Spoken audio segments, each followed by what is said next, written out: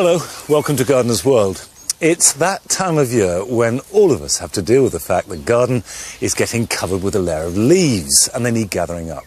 If you leave them on a lawn, they create skiddy surfaces, and if they're thick enough, they can kill the grass. And if you leave them in the borders, they form a wet cap over the top of herbaceous perennials in particular, and that can rot them. So it is a good idea to gather them all up. But I regard leaves as a gift. They're a really useful part of the garden, and later on in the programme I'm going to be looking at the best way to convert these leaves and all the energy that's needed to gather them into a superb addition to the garden in the form of compost. Not just about chores though, it's about colour. We've still got really good colour in our borders because it's been a mild autumn. But if I'm honest, the foliage at this time of year at Berryfields is not as good as it could be. And I'm going to be trying to improve that in today's programme by planting some shrubs in the shrubbery that will bring really good autumn colour. Carol is planting a native hedge, and Joe is in the courtyard, planting up some containers to bring colour right through into winter. Before I get on with adding some more colour into the shrubbery, there's just one little job I want to do first, which is to take some cuttings from the verbena bonariensis. Remember, back in February, we started this shrubbery as an attempt to see if we could take the Victorian idea of a rather sort of dark, dreary shrubbery and make it into something that was bright and interesting and relevant for the 21st century. And to that end, we've added grasses and some verbena to give us some colour and some vertical lines growing in the first year. But the verbena are not reliably hardy. Although they often do seed and come through, we're promised a hard winter, and it's a good idea to take cuttings now to ensure a supply for next year.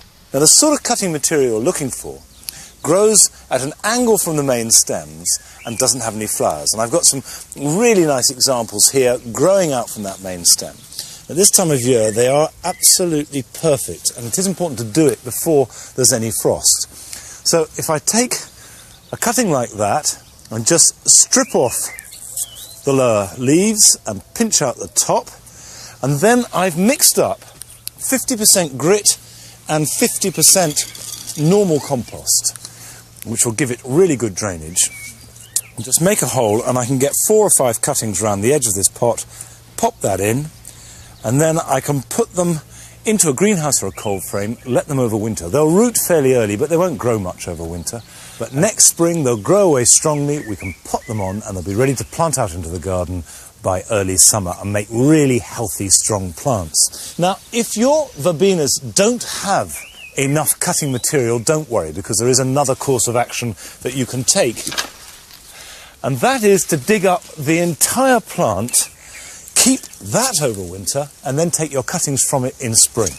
I've got a small verbena here, which if I lift, you can see very clearly that the potential cutting material is very small and much more tender than I would like it to be. It's too soft, really. So if I just pop that into a pot, and I'll add a little bit of compost around it, cut it back to about 6 inches, overwinter it in a cold frame or a greenhouse, and then next spring it'll grow very strongly, and this material will become very good for cuttings. We'll take those round about April time, and each one of them will give us a really good plant to plant out into the garden. Now, if you remember, the shrubbery is divided into different borders that have colour themes, so this area is intended to be predominantly yellow. Now, obviously at this time of year we've got very little yellow to show, but in spring lots of yellow flowers. On the other side of the path we have a predominantly white area. Now, at the moment the miscanthus is giving us the white colour, and the grasses do tend to dominate the garden at this stage because the shrubs are so low. And in this part of the garden, there's lots of blue to come in summer with the ceanothus and the lilacs all ready to grow through. We've also got some blue grasses. We've got the Festuca glauca. Now, we've used a lot of grasses and they're lovely, but they can get pricey if you buy them as plants. And there's no reason why you can't collect grass seed just like any other seed.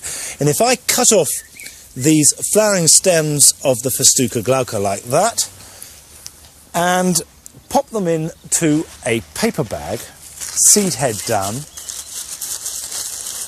closing the bag around them, Leave them in a cool, dry place for about a month so all the seeds will have popped out, and then I've got a bag of seed to make dozens of new plants. Now this will not only save masses of money, it's very satisfying, and will be ideal for our new seed garden that we're making next series. The final part of the shrubbery is filled with plants that will give us rich colours, purples and burgundies and reds, and this is the area that I want to add autumn foliage to. And to get inspiration, Carol has been down to the RHS garden at Wisley.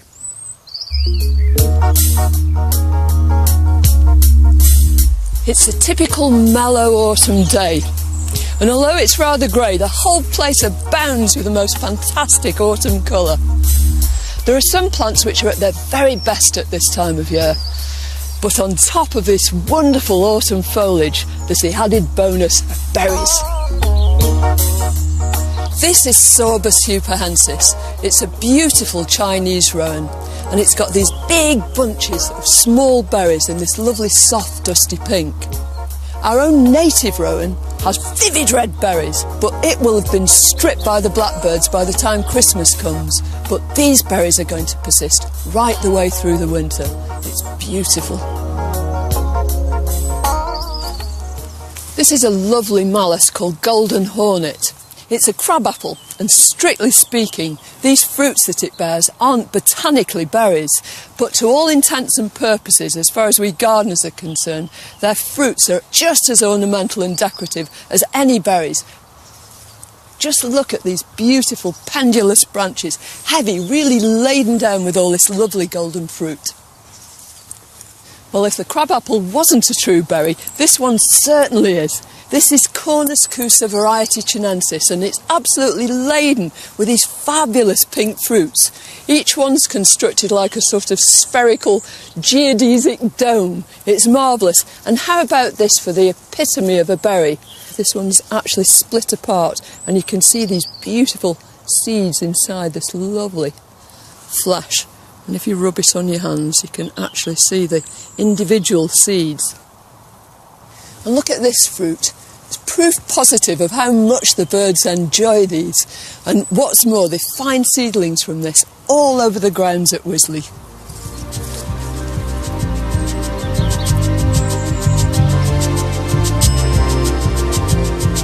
We gardeners tend to think of berries as a feature we can use to decorate our gardens. But of course they have a much more important function.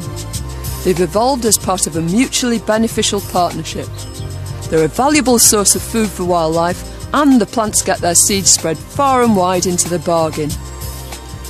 Red berries are the first to go, but if you want to provide a larder all winter long, plant as many different colours as you can.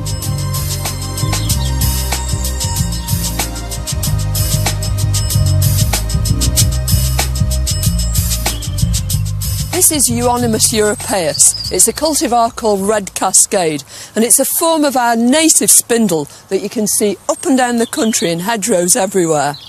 It's got these lovely pink sort of capsules, and from them are pushed out these fantastic orange berries that just sort of drip down, containing white seeds. It's a shrub and it will grow into quite a big tree, and usually it's those sort of plants that we associate with berries.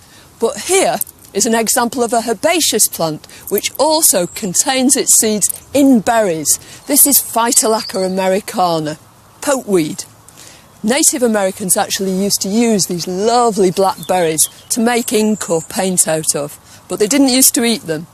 This is a really poisonous plant, except if you're a bird. Birds absolutely adore them, but they don't take them when they're green. They wait until they're black and juicy, and then they just gobble them all up. There are other herbaceous plants that produce berries, such as lily of the valley, Convallaria majalis, and the blackbird's favourite, Arum maculatum.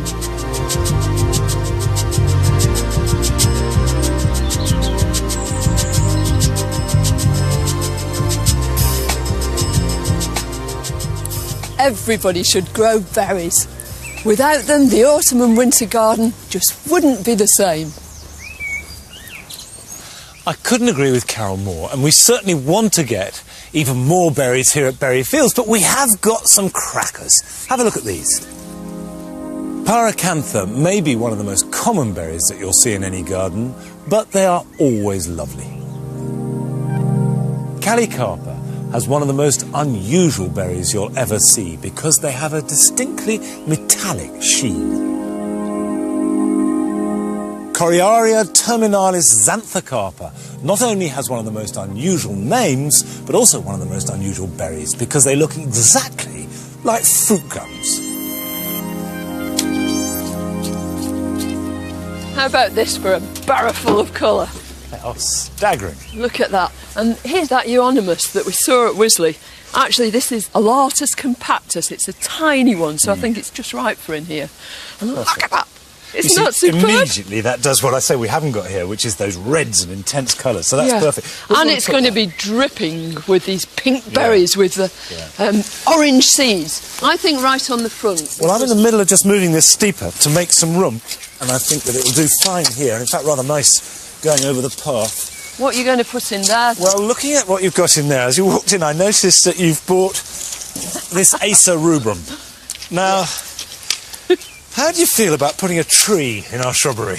Well, I think we've got a few trees in here already, and it is big. It's going to be huge. But if we coppice that, the leaves will grow twice as big.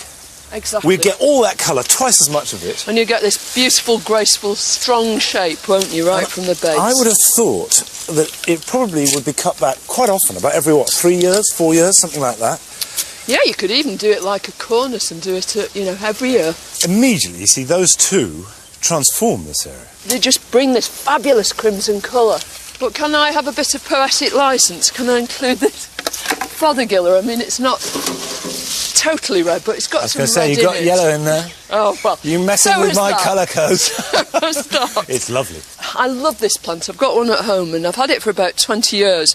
And it's still only... Oh, it's probably only a metre high, but a couple of metres wide. That's slow growing and fairly small, but actually I noticed your oxydendron is another tree effectively, isn't it? But I do like the way it's got this sort of mad hairstyle. Oh, it's beautiful. And you couldn't get any redder than that. Well, if we put this on this side in the white section, like that, but it is quite big. Yes, but it's a corner plant. I mean, you could just cut off the boughs when it starts to grow, couldn't you? Yeah, they don't like being moved. So once you've got them in position, you don't want to sort of change your mind and move it elsewhere. Right. So that's all right. It can take over from the viburnum. Oh, you see, Joe won't like that. Well, while Monty and Carol put some good autumn colour into the shrub border, I'm looking to put some more permanent colour into the courtyard garden here through some good evergreen planting. So I'm going to freshen up the whole composition here with these zinc pots. I'm looking to try and very much go along with the contemporary theme of the courtyard here and relate it to the backdrop behind as well, because we've got the lovely Traculospermum and this metallic Astelia. It's a brilliant foliage plant.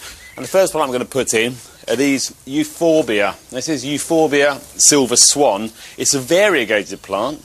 A lot of people don't like variegated plants for some reason, but I think they're incredibly useful, especially in a shady courtyard like this. They can really help lift it, especially through the winter. So we're going to get a lot out of it. And I'm going to put 3 in this medium-sized zinc container. Rather than going for lots of contrast within one container, I'm looking for contrast between the 3. So keeping it pretty simple. I'll water them all in after. Now, in this larger container, I've got another fabulous evergreen shrub. This is Convolvulus sonorum.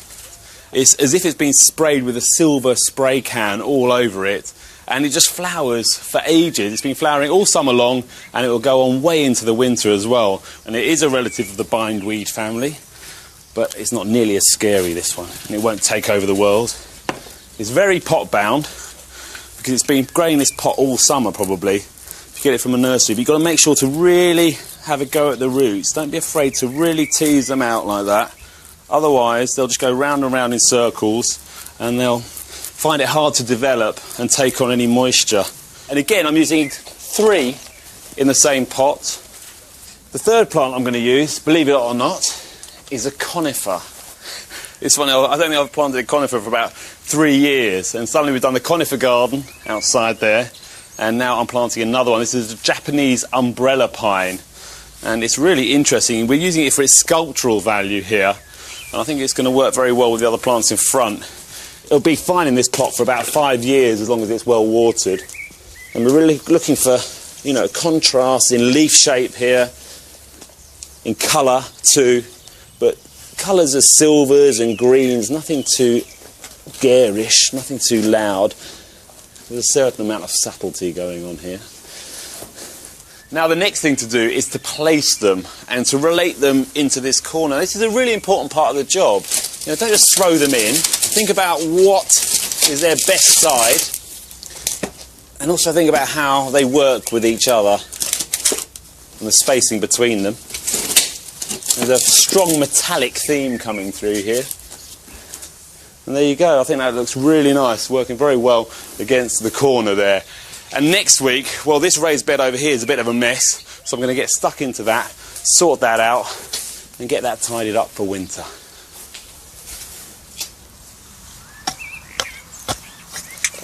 Well, Joe's adding loads of colour in the courtyard, and the shrubbery's getting a new look. But I want to add lots of colour here with a native hedge.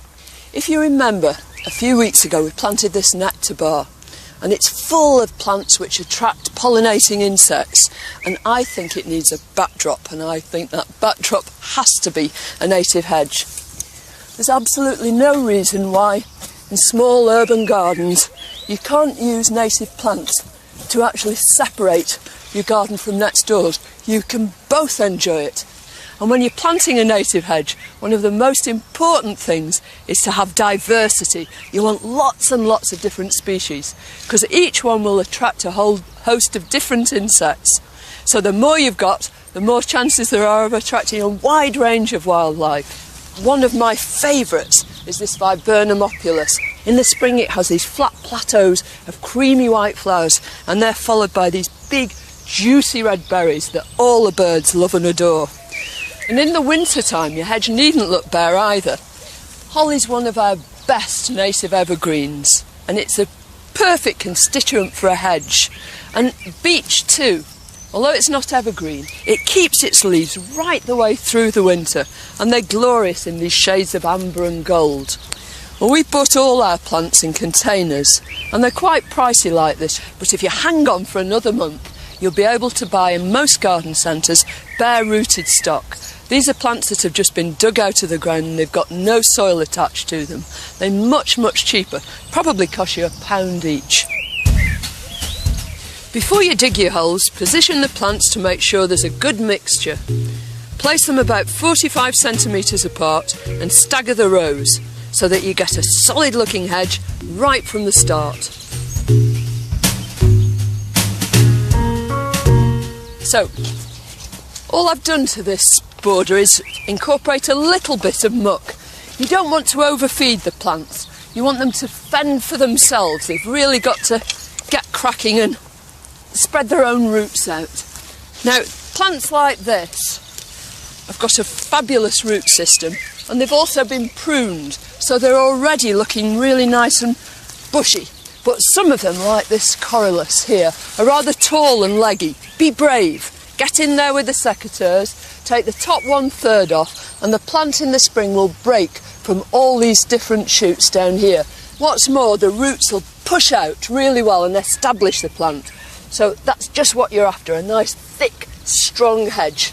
Well, one down and loads more to go.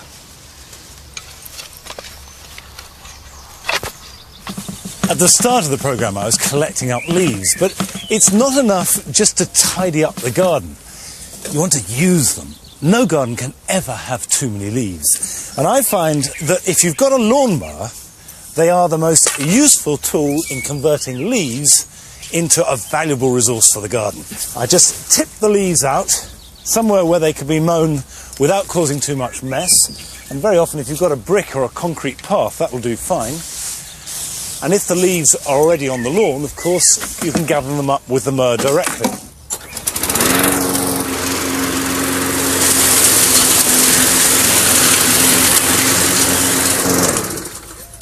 And what you have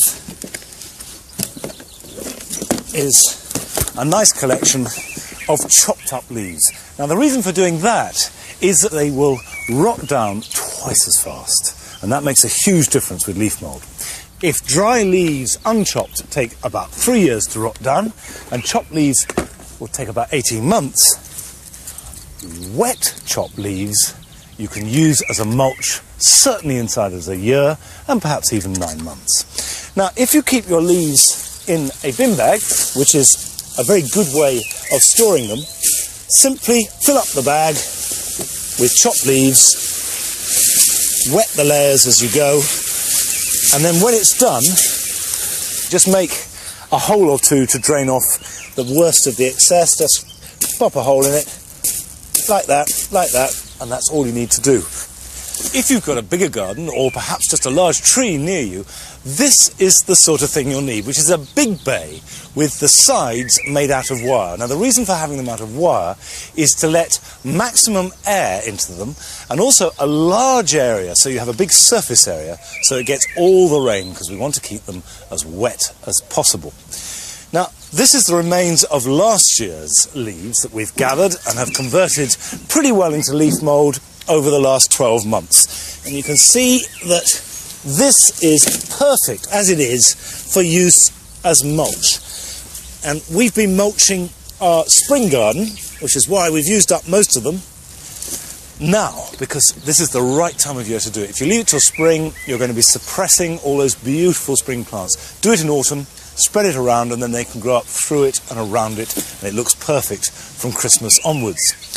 The reason we use leaf mould as mulch with woodland plants is it has a very loose, open texture, which they tend to like, and also leaf mould is made mainly by fungal action, and the mycorrhizae are converted back into the soil, and all those woodland trees and shrubs, they take them up and they grow and they last longer and they tend to be healthier. So it's not very high in nutrition, but it's extraordinarily healthy, good growing medium, certainly for all woodland plants.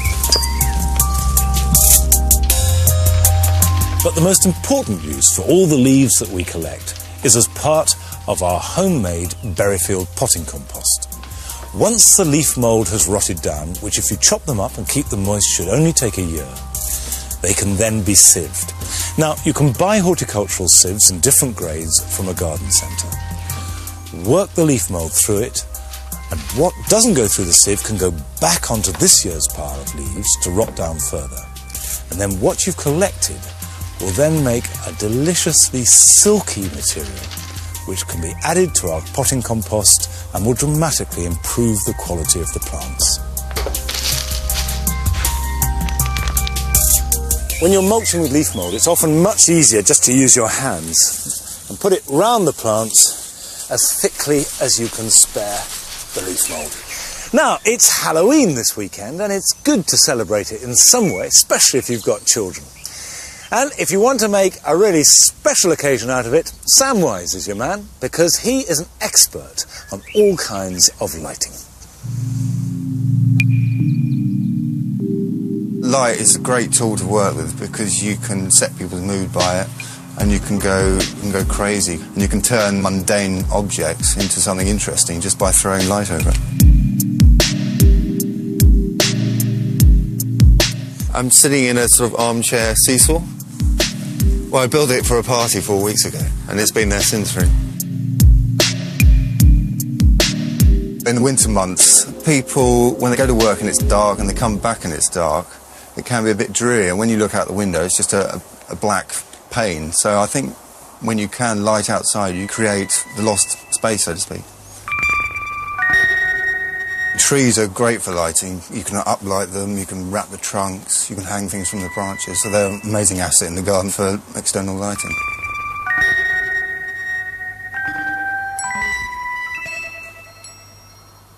I try to reapply as many existing objects, most of them are sort of industrial products, because I think there's a lot of beauty in industrial objects.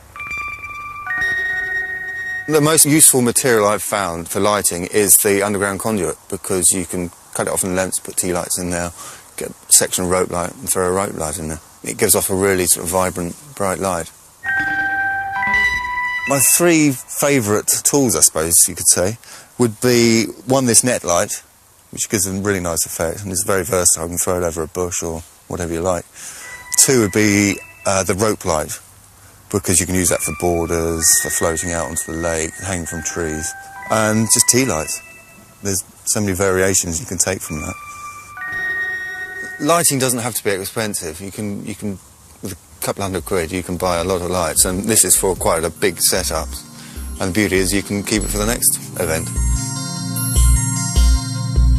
If you're going to have permanent lighting in the garden, think of the wildlife. Bats, birds, nocturnal mammals will all be severely disturbed if you fill the garden with light. So keep it low, don't have it on for very long every evening, and try not to have it on every day either. And if you're going to have electrics fitted, the law now says it's got to be done so by a qualified electrician.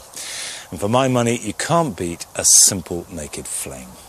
Now, if you don't want to do anything in your own garden this weekend, there are lots of gardens that you can visit that are putting on a special event over Halloween. At the Treehouse in Alnwick Castle in Northumberland, you can take part in spooky Halloween events with a storyteller and torchlit walk, but you do need to book your tickets first.